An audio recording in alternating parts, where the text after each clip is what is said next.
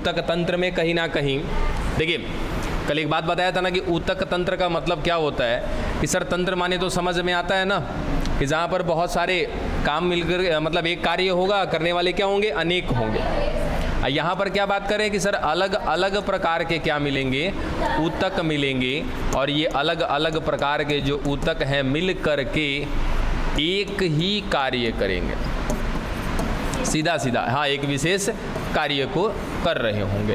तो ऐसा जो उनका सिस्टम होगा, उस सिस्टम में जितने भी ऊतक होंगे सबको मिला के क्या कह देंगे, ऊतक तंत्र कह देंगे। ठीक है।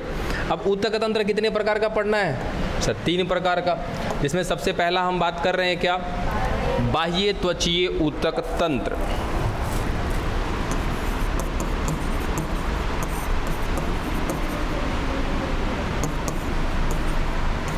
त्वचीय से ही ना जी,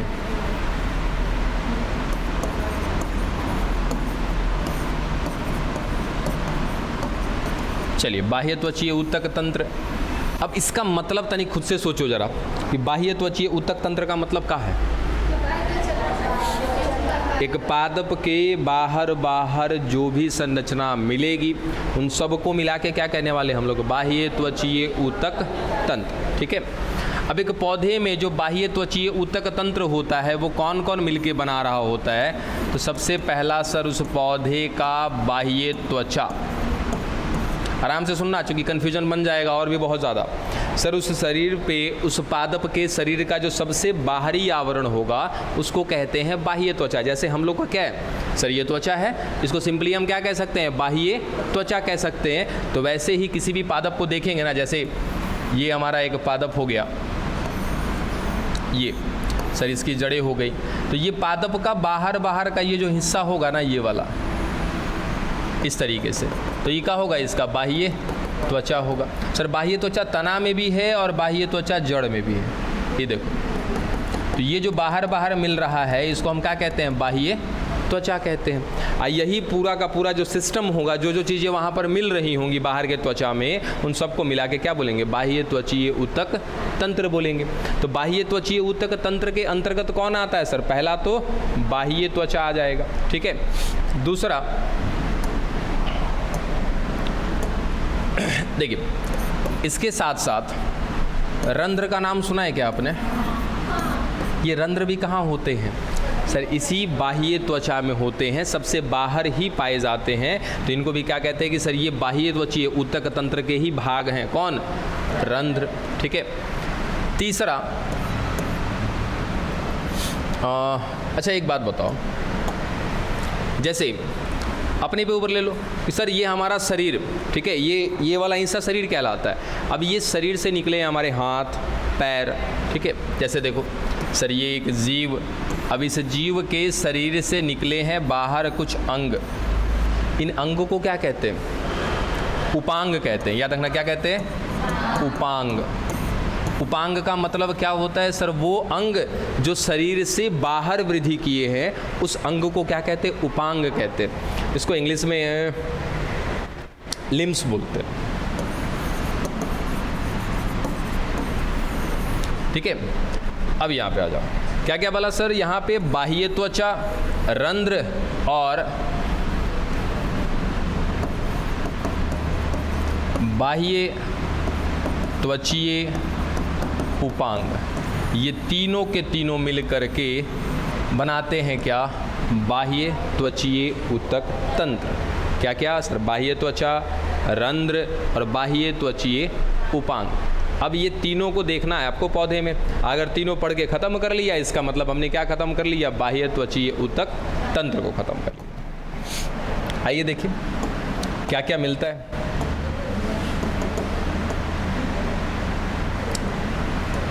देखो हाँ हो गया जी, स्विमिंग पूल जैसा दिख रहा है तुमको, है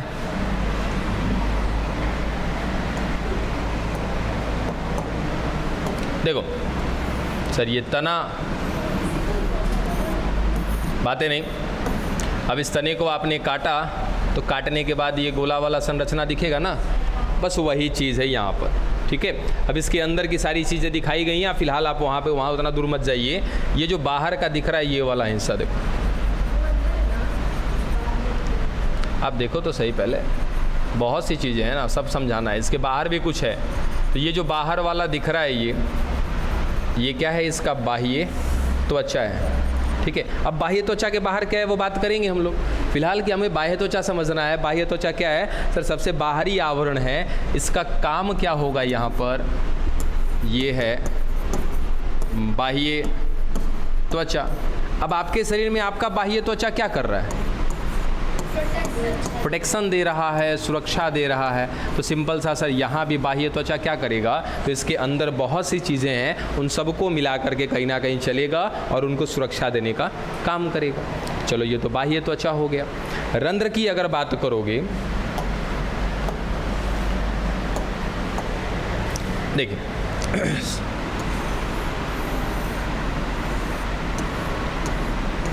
ये बाह्य त्वचा की कोशिकाएं हैं।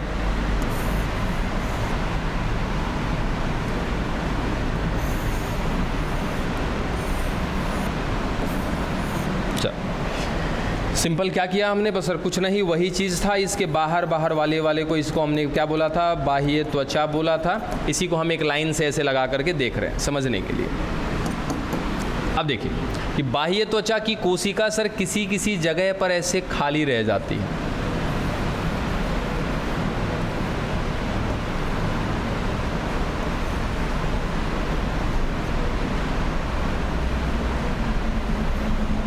ठीक है, देखो ये खाली सी रह गई। ये बाह्य त्वचा की बात कर रहे हैं हम लोग। ठीक है सर, ये खाली रह गया। अब खाली रह गया तो ये क्या करेगा? तो यहाँ से गैसों का आदान प्रदान होगा। ठीक है, और इसका नाम क्या है? रंध्र। यानी कि रंध्र कहाँ पर पाए जाते हैं? बाह्य त्वचा में पाए जाते हैं। बाह्य त्वचा की कोशिकाएं ही क्या रह जाती हैं? खाली रह जाती हैं, उनमें छिद्र रह जाते हैं और वही आगे चल के किसका निर्माण करते हैं? रंध्र का निर्माण करते हैं। अगर किसी भी तना को देखोगे आप, पिक्चर में है क्या? ये देखो, ये एक एस्ट्रोमेटा है, एक रंध्र का ये स्ट्रक्चर है। अभी आपको समझ में नहीं आएगा, लास्ट में इसको समझा देंगे आपको। फिलहाल कि सर ये बाह्य त्वचा था। किसी का भी देख लो, खुद से देखो कि सर ये तना है, तो तना में क्या होगा सर? ये बाहर वाला बाह्य त्वचा होगा इस तरीके से। ठीक है, अब ये जो बाह्य त्वचा है इसकी बात कर रहे हैं सर। इसी को हमने कहीं ना कहीं यहाँ पे ऐसे बना करके देखा हुआ है कि बाह्य त्वचा में क्या मिल रही थी सर? कोशिकाएं मिल रही थी इसकी। इसी के बाह्य त्वचा में क्या मिल रहे थे? रंध्र मिल रहे थे। तो जो रंध्र होता है, रंध्र का मतलब क्या होता है सर? एक छिद्र का पाया जाना। अब इस छिद्र से काम क्या किया जाता है?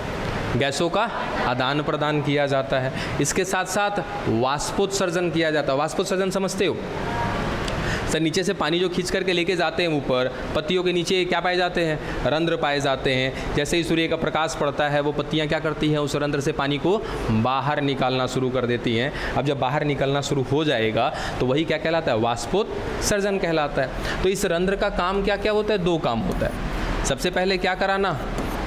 वाष्पोत्सर्जन कराना। और वाष्पोत्सर्जन के साथ साथ और क्या कराना है इसका? गैसों का आदान प्रदान। हाँ, ये दो चीज़ों का कार्य कौन करता है?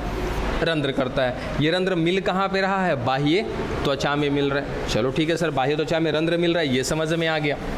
अगली जो संरचना मिल रही है, देखो यही बाह्य त्वचा की कोशिका बाहर की तरफ ऐसे वृद्धि कर रही है। अभी तनिक भी यहाँ से पल्ले नहीं पड़ेगा आपको, बस खाली समझना कि सर यही बाह्य त्वचा की कोशिका ऐसे बाहर की तरफ वृद्धि कर गई। ठीक है, लो अब ये चीज़ कहाँ देखने को मिलेगा? आइए देखिए कहाँ पर मिलेगा। कितने लोग को याद है ये?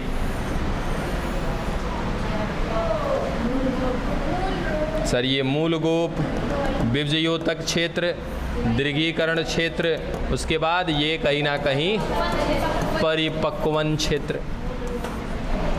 अब सोचो कि क्या सर यहाँ पर इस तरीके से बाह्य त्वचा होगी कि नहीं होगी इसकी?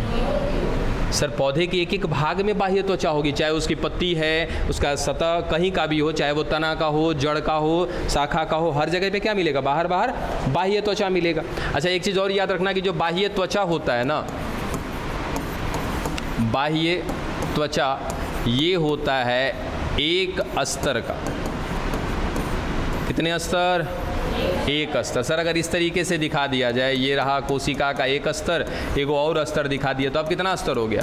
2 अस्तर। लेकिन वास्तविक में ये होते कैसे हैं? एक स्तरीय। तो याद रखिएगा ये हमेशा एक स्तर में मिलेंगे। और इस स्तर में क्या क्या चीज़ें मिल सकता है? सर अभी अभी देखा कि इसी स्तर की कोशिका क्या करेगी? खाली जगह रख देगी अपने पास। तो ये जो संरचना यहाँ बनेगी वो क्या कहलाता है? रंध्र कहलाता है। सर यहाँ से कहीं ना कहीं वो छिद्र है जहाँ से वाष्पोत्सर्जन किया जाएगा और गैसों का आदान प्रदान किया जाएगा। चलो ठीक है।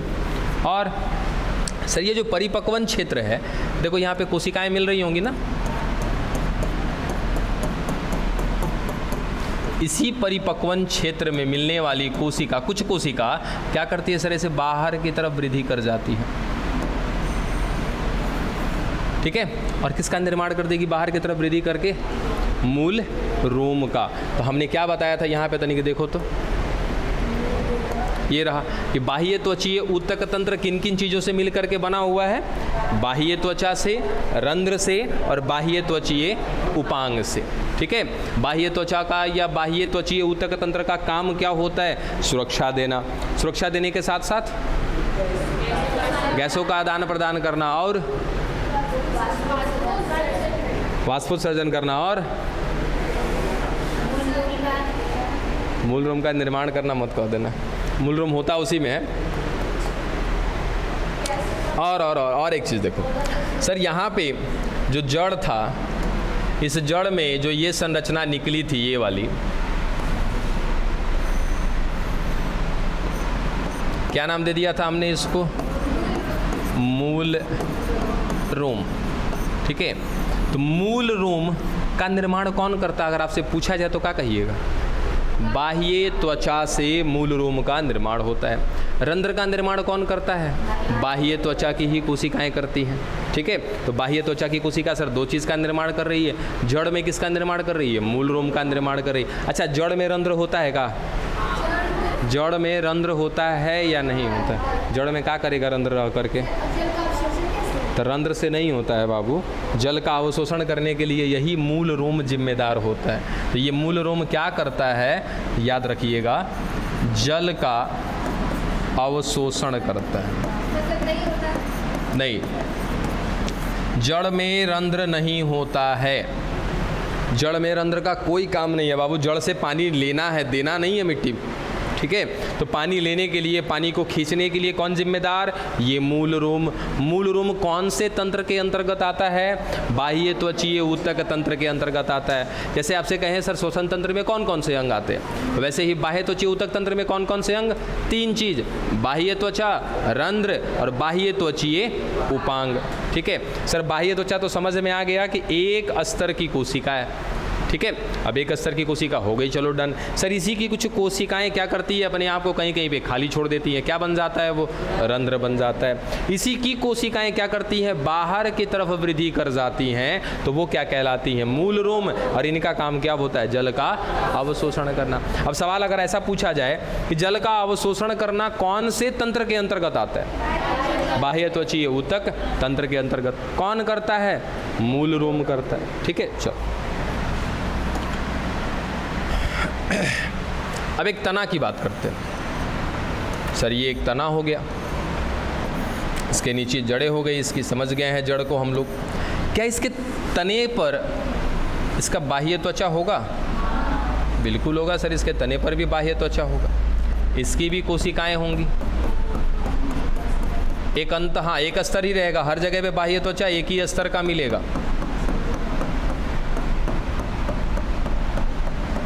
ठीक है। चल यहाँ पर भी सेम कहीं ना कहीं क्या मिलेंगे सर? कुछ खाली जगह मिलेगा और उस खाली जगह में क्या मिलेंगे? रंध्र मिलेंगे सर। ये छिद्र है, यहाँ से कहीं ना कहीं आने जाने का कार्यक्रम चलेगा, गैसों का आदान प्रदान होगा, थोड़ा बहुत वाष्पोत्सर्जन होगा, थोड़ा बहुत वाष्पोत्सर्जन होगा, ठीक है। अभी इसकी बात ना बाद में करेंगे हम लोग, अभी इसको छोड़ देते हैं, अभी रहने देते हैं रंध्र की बात यहाँ पे, कुछ देर के बाद इसकी बात करेंगे। सर ये बाह्य त्वचा हो गया किसका? तना का। अब क्या तने के बाह्य त्वचा की कोशिका भी ऐसे बाहर की तरफ वृद्धि करती है क्या? हालांकि इतना बड़ा दिखता नहीं है, तने पर कहीं आपको ऐसा दिखेगा नहीं। तने पर बाल होते हैं क्या?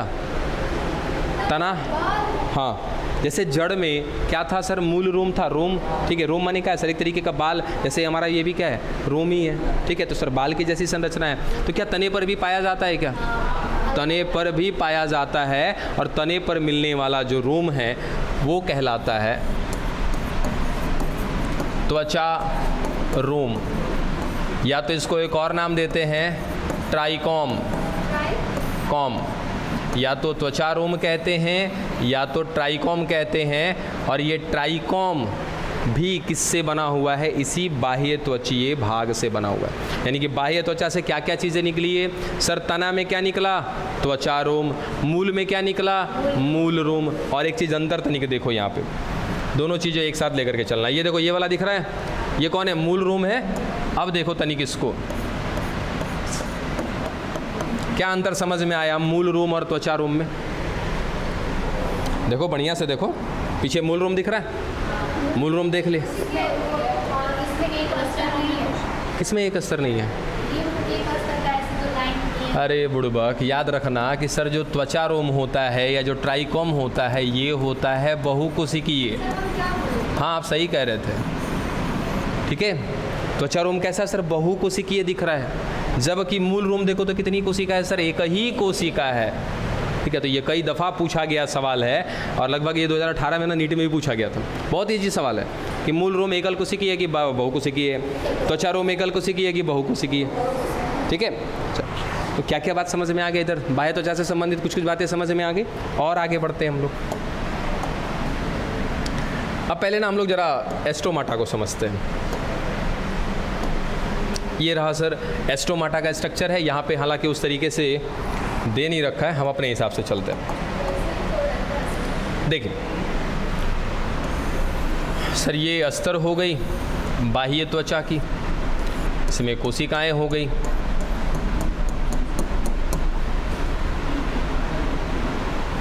अब देखो सर, यहाँ पर खाली जगह मिल गया।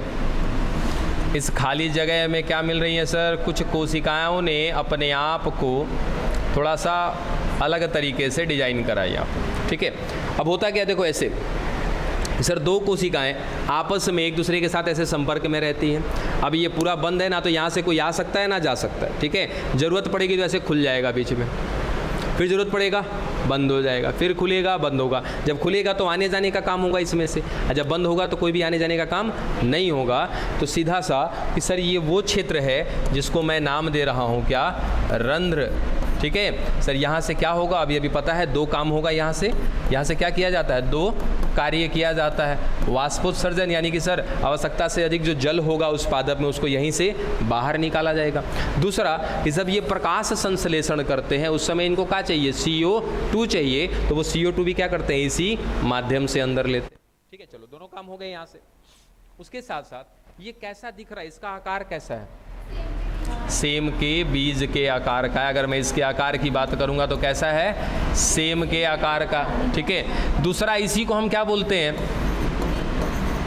सर? ये वृक्काकार है।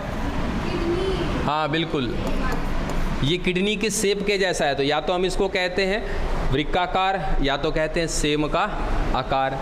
एक और मिलता है आपका रंध्र कुछ इस तरीके से, देखो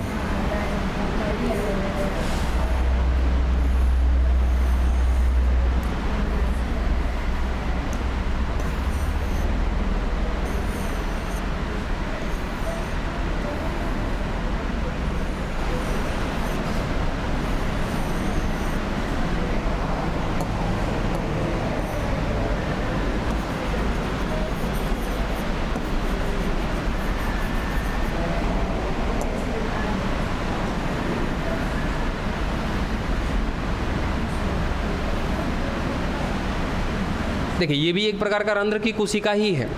ये कैसा दिख रहा है? तो इसका नाम है क्या? डंबलाकार, समझे? तो रंध्र की कोशिकाएं कितने प्रकार की मिल सकती हैं? दो प्रकार की। एक को कहते हैं या तो वृक्काकार या तो सेम का आकार, और दूसरे को क्या कहते हैं? डंबलाकार, ठीक है। तो आकृति के हिसाब से दो प्रकार से मिल रही हैं, ठीक है। अब सर इसका नाम क्या है? इसका नाम है द्वार कोशिका। इंग्लिश में बोलते हैं इसको गार्ड सेल, क्योंकि सर ये गार्डिंग करने का काम कर रहा है। इस दरवाजे पर ये खड़ा है, इस दरवाजे को खोलने का और बंद करने का काम कर रहा है। इसलिए रंध्र के पास मिलने वाली वो दोनों की दोनों कोशिकाएं जो उस द्वार को नियंत्रित करती हैं, इसलिए उनको क्या बोला जाता है, द्वार कोशिका या तो गार्ड सेल। जब ये चाहेंगी तो खुलेंगी, जब ये चाहेंगी तो बंद होंगी। और एक चीज़ याद रखना कि सर इसे द्वार कोशिका के सटी हुई कोशिका, यानी कि ये वाली और ये दूसरी वाली, इनको कहा जाता है सहायक कोशिका। क्यों? क्योंकि सर ये लोग भी मदद करेंगे। जब ये दरवाज़ा खोलना होगा इन दोनों द्वार कोशिका को अपनी तरफ खींचेंगे, और जब बंद करना होगा तो इनको छोड़ा जाएगा। तो रंध्र में क्या क्या चीज़, रंध्र जो होता है वो दो द्वार कोशिका से घिरा होता है। वो द्वार कोशिका उस रंध्र के छिद्र को नियंत्रित करती हैं। जब वो सिकुड़ती हैं या फैलती हैं तो क्या होता है, दरवाज़ा या फिर वो रंध्र का जो क्षेत्र है वो खुलता है और बंद होता है। उसकी सहायता के लिए आसपास की दो कोशिकाएं मदद करती हैं। इस कारण से इन दोनों कोशिकाओं को नाम दिया जाता है सहायक कोशिका। सर ये द्वार कोशिका आकार के हिसाब से दो प्रकार की हो सकती है, या तो डंबलाकार हो सकती है या तो वृक्काकार हो सकती है। डन। चलो क्या क्या सर, बाह्य त्वचा में तो कुछ नहीं है। बाह्य त्वचा सर एकल कोशिकीय स्तर है, खत्म हो गया। उसके बाद सर ये बाह्य त्वचा दो संरचना बनाती है। क्या क्या? रंध्र भी बनाती है और रंध्र के साथ साथ क्या बनाती है, बाह्य त्वचीय उपांग। ठीक है। अब सर ये रंध्र कहाँ कहाँ पर हो सकता है, तो रंध्र कहाँ पर होता है, पत्ती पर होता है, बिल्कुल होता है। तने पर होते हैं, बिल्कुल होते हैं। लेकिन तने पर सारे पौधे में नहीं होते। वो किस में होते? तने पर सारे पौधे में नहीं होते। देखिए अगर मैं कहूँगा मरुस्थलीय पादप की,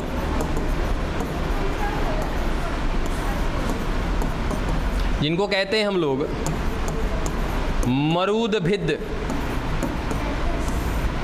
या फिर इनको इंग्लिश में कहा जाता है जीरो फाइट, नाम याद रख लीजिएगा। मरुस्थलीय पादप को मरूदभिद कहा जाता है और दूसरा इंग्लिश में क्या बोलते हैं इसको, जीरो फाइट। अब प्रॉब्लम क्या होती है, तनिक देखना अगली संरचना। सर ये एक पादप है,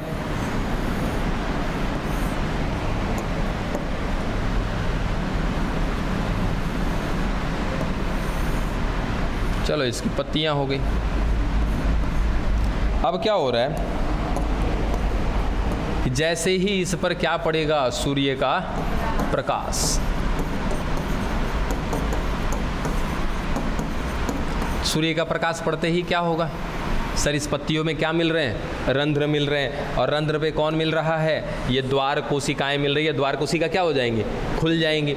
अब खुल जाएंगी तो प्रॉब्लम क्या होगा सर, बड़ी मुश्किल से इसको मिला था पानी, क्योंकि मरुस्थल में क्या होता है सर, पानी की ही तो कमी होती है। ठीक है, बहुत ही मुश्किल से इसको पानी मिला था। वो किसी तरीके से करके कहाँ पहुँचाया था, पत्ती में। पत्ती में क्या करने के लिए, भोजन बनाने के लिए। और पत्ती पर जैसे ही सूर्य का प्रकाश पड़ेगा वो रंध्र खोल देगा, सारा पानी उड़ा देगा। ठीक है। एक वैज्ञानिक थे, उनका नाम तो याद नहीं आ रहा, उन्होंने एक स्टेटमेंट दिया था,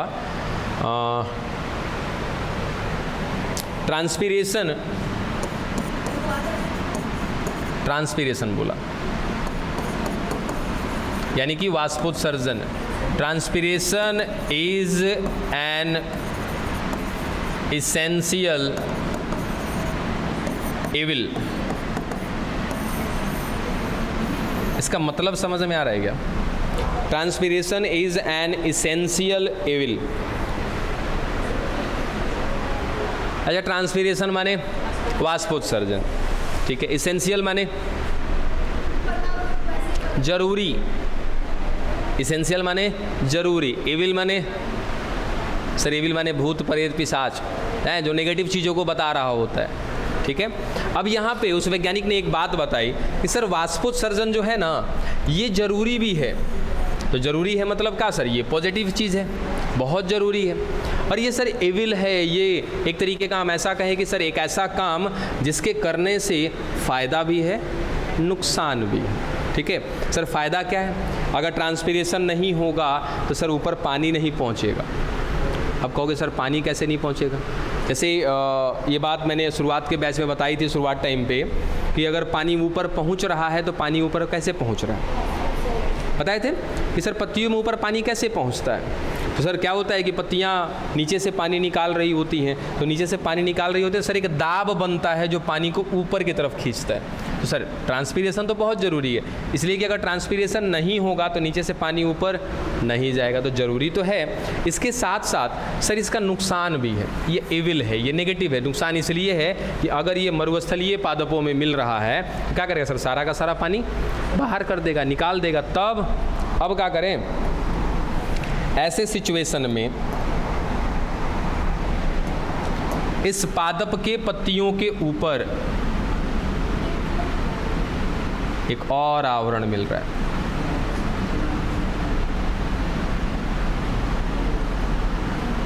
ठीक है, एक और आवरण, इस आवरण को नाम दिया जाता है क्यूटिकल। हाँ बिल्कुल, ये है क्यूटिकल। क्यूटिकल क्या है, एक मोम का आवरण है।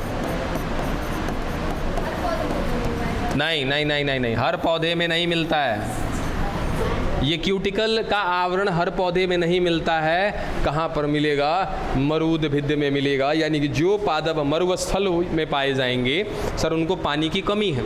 अब पानी की कमी है तो क्या होगा सर, पानी नीचे से उठाएगा पत्ती, उसका पानी उड़ा देगा। इसीलिए पत्ती ने अपने अंदर ऐसा चेंज लाया है कि सारे के सारे रंध्र को ढक दिया। जैसे सर ये पत्ती की बाह्य त्वचा हो गई, और इसके बाह्य त्वचा पर जो रंध्र के छिद्र मिल रहे थे, ये सर ये छिद्र मिल रहे थे, जहाँ से पानी क्या हो रहा था, बाहर निकल रहा था। लेकिन अब क्या कर दिया गया कि इसके बाहर चढ़ा दिया गया एक मोम का परत। लो भाई अब पानी निकाल लो। अब तो पानी निकल नहीं पाएगा। लेकिन फिर एक सवाल बन जाता है कि सर अगर ये अच्छा पानी निकलेगा भी तो क्या निकलेगा, अब थोड़ा मोड़ा पानी निकलेगा, चलो ठीक है। अब सर गैसों का आदान प्रदान कौन करेगा, अब तो ढक दिया ना उसको, अब कहाँ से करेगा। तो ऐसे स्थिति में इसके तने में भी आता है परिवर्तन। ये देखो,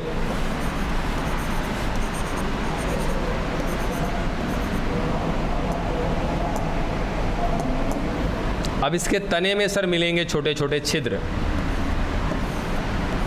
जिनको बोलते हैं हम लोग वात रंध्र। ये रंध्र के जैसे ही हैं, रंध्र का ही काम करेंगे, लेकिन पत्तियों के नीचे मिलने वाले रंध्र की संख्या सर बहुत ज़्यादा होती है, लेकिन तने पर जो रंध्र मिलेगा इसकी संख्या बहुत कम होती है। अब एक तरफ सर जहाँ पे रंध्र ज़्यादा मिल रहा था उसको हम क्या कर दिए, ढक दिए। अब उसके बाद अब टेंशन बन गया कि सर गैसों का आदान प्रदान कौन करेगा। उसके लिए तने ने क्या किया, अपने अंदर थोड़ा सा रूपांतरण किया।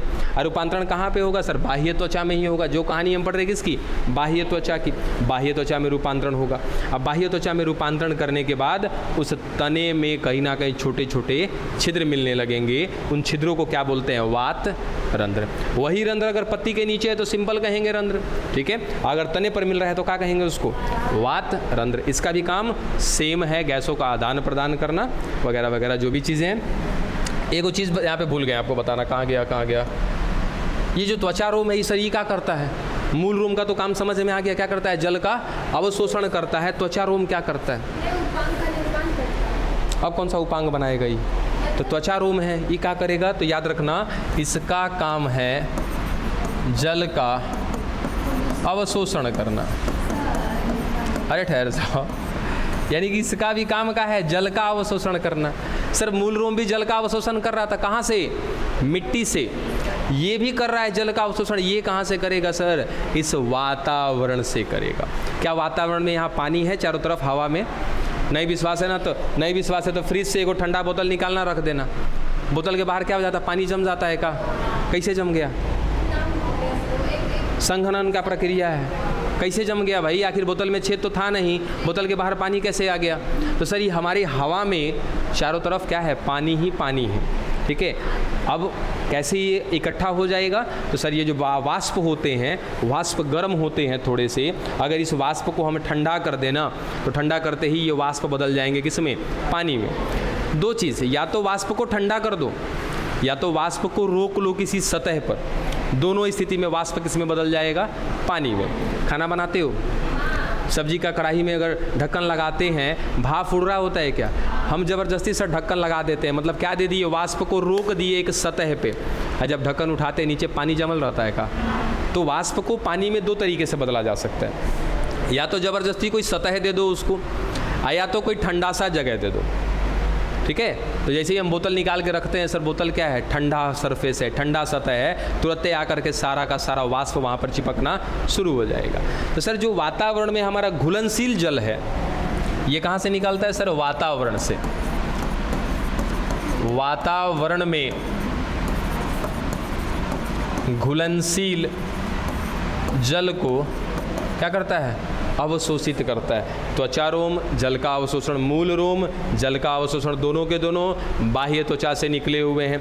एक में सर एकल कोशिकीय है, एक में बहुकोशिकीय। कहाँ पर एकल कोशिकीय? सर मूल में एकल कोशिकीय। त्वचा रोम की बात करेंगे तो त्वचा रोम में कैसा मिल जाएगा? बहुकोशिकीय मिल जाएगा। ठीक है, हाँ बोलिए ना। हाँ, छोटा सा होता है, बढ़िया से देखना। कभी लौका उका का पौधा रहेगा उसमें देखना, बढ़िया से मिल जाएगा, पूरा रूम सा रहता है। सूरजमुखी के पौधे में देख लेना, सूरजमुखी के पौधे में भी दिख जाएगा। हाँ बिल्कुल बिल्कुल, रोंवा रहता है। भिंडी के, लौकी के पौधे में भी होता है, भिंडी में भी होता है, हर जगह देखना, बढ़िया से देखोगे तो दिख जाएगा। हाँ बिल्कुल, तो चारों तरफ दिख जाएंगे आपको, हर पौधे में दिख जाएंगे थोड़े बहुत, किसी में ज़्यादा मिलेंगे किसी में कम मिलेंगे, वो एक अलग की बात है। चलो, ये सारा कहानी किसका था बच्चा? बाह्य त्वचा या बाह्य त्वचीय ऊतक तंत्र का। अब देखो यहाँ जो दिखाया गया पिक्चर, ये वाला क्या था सर? ये बाह्य त्वचा था। और इसके बाहर वाला ये क्या है? ये वाला सर ये क्यूटिकल का आवरण है। ठीक है, यानी कि बाह्य त्वचा के ऊपर क्यूटिकल का आवरण। उसके बाद सर ये कौन? ये जाइलम फ्लोएम है। ये आपको जो दिखाया गया है जाइलम और फ्लोएम, ये कट करके दिखाया है इसलिए सारा कुछ ऐसे दिख रहा है। यहाँ पर देखो सर ये कौन? द्वार कोशिका, ये हो गई द्वार कोशिका। और इसके आसपास जो इसके संपर्क में देखो सब्सिडरी सेल, सब्सिडरी माने क्या होता है? सहायक कोशिका।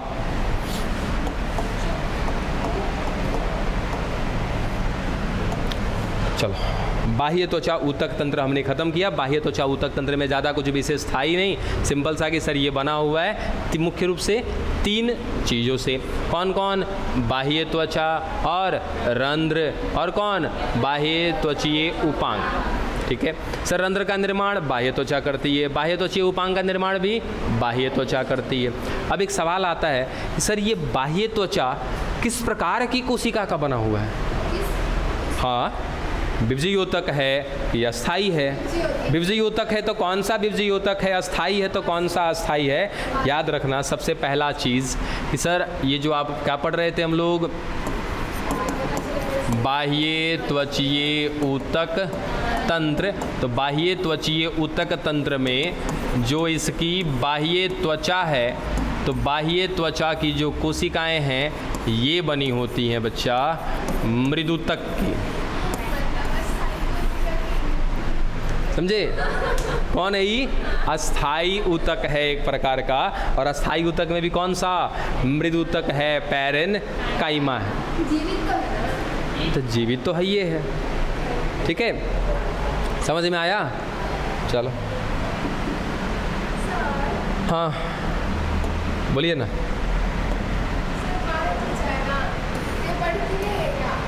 बाह्य त्वचा बिल्कुल बढ़ेगा।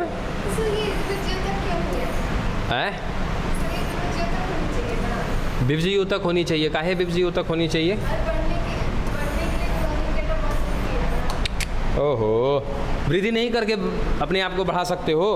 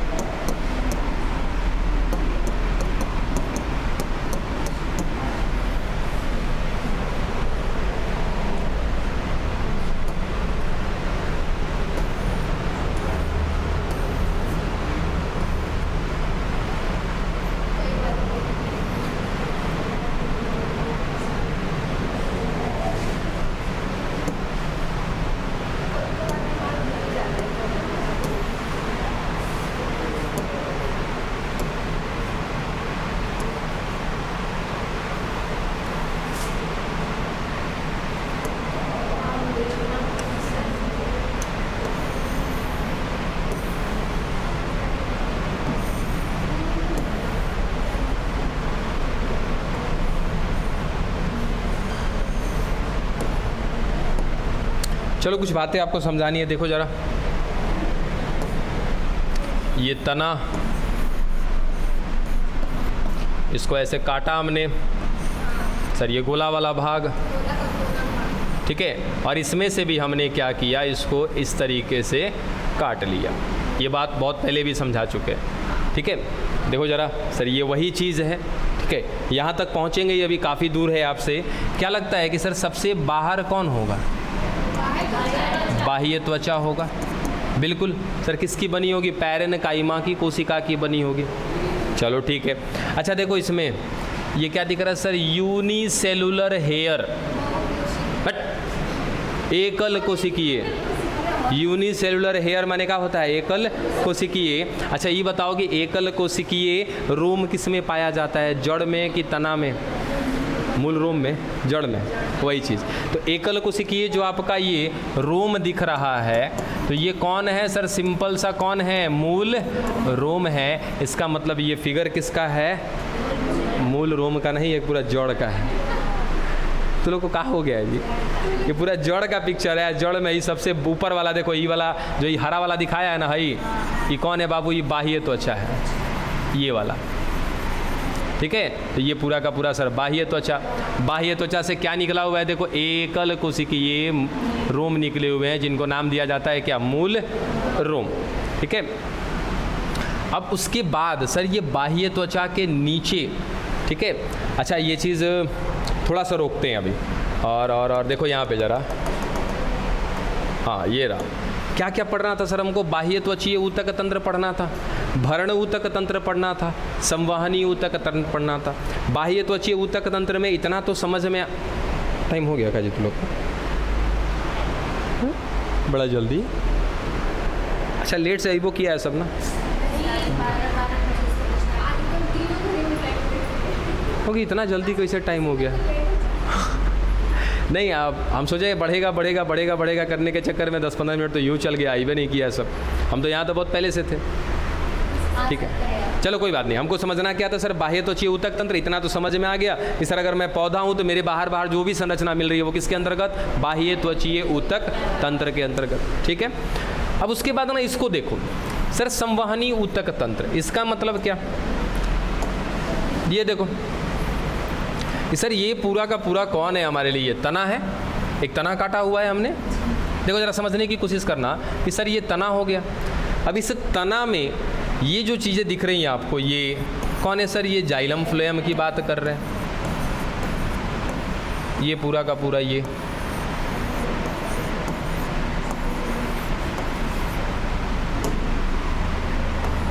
लो सर, ये जाइलम फ्लोएम को हमने सबको घेर दिया, ठीक है।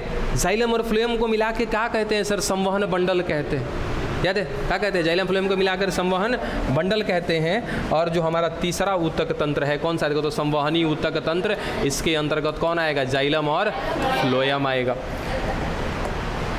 देखो सर, बाहर बाहर वाला कौन है? ये बाह्य त्वचीय ऊतक तंत्र के अंतर्गत आ गया। ये बाहर वाला सर, ये बाहर वाला बाह्य त्वचीय ऊतक तंत्र। इसके अंदर जो जाइलम फ्लोएम मिल रहा है वो क्या बनाएगा? संवहनी ऊतक तंत्र। इसके अलावा जो बच गया, ये जितना भी दिख रहा है ना, ये सब कुछ सर क्या कर रहा है? खाली जगह भरा हुआ है ना, इसका नाम है इसीलिए का भरण ऊतक तंत्र। बात समझ में आया? तो ये तीनों चीज़ें ही आपको समझानी थी फिलहाल। ये तीनों में अंतर क्या है सर? बाह्य त्वचीय ऊतक तंत्र बाहर का, संवहनी ऊतक तंत्र सर उसमें संवहन करने का जो काम करेगा वो संवहनी ऊतक तंत्र। अब उसके बाद कि सर अगर मेरा ये त्वचा छोड़ दिया जाए, मेरे अंदर जो पानी और भोजन को ले जाने का कार्यक्रम चल रहा है उसको छोड़ दिया जाए, तो शेष बचा हुआ भाग कौन सा है? भरण ऊतक तंत्र। हाँ तो अपने को मैंने कुछ देर पहले पादप बोला था ना। चलो तीनों का अंतर समझ में आया? अब देखो जरा, अब क्या देखो, तुम लोगों को छोड़ देने में ही भलाई है।